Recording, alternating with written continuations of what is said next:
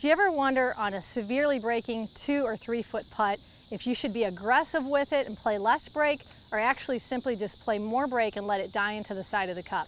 That's going to be our discussion in today's lesson. For a severely breaking short putt, what is the best way to approach this? And I'm going to go ahead and hit this putt once here so you can see how much curvature it has to it. Just going to give it a little tap here. And you can see it curves pretty good. So in a situation like this, is it best to play it up higher and let it die in towards the cup, or is it best to play less break and be a little bit more aggressive? This is strictly up to you and your personality. However, I recommend the second option for 2 reasons.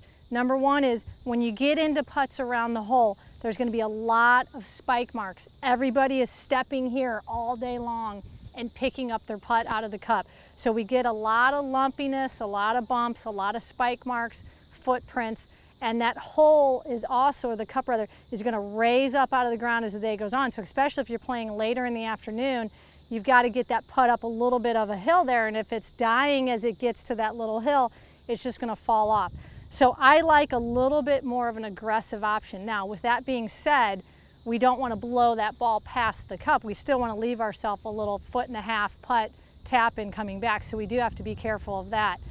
But the second reason is I see a lot of my students getting a little scared, and when they do hit a softer or slower putt, or they try to be too delicate, they actually decelerate and they end up closing or opening the face. So I think it's better to have a good committed stroke and go through the ball with a certain amount of acceleration. Again, not enough to hit it too far by, but I want you to commit to this putt and be a little bit more aggressive with it. So again, it's really your call. I'd practice it both ways and find out what your style is.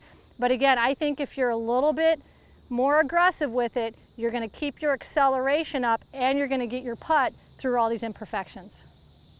It's simple and it works. If you have an idea for a lesson, please submit it in the Ask Maria section on mygolfinstructor.com.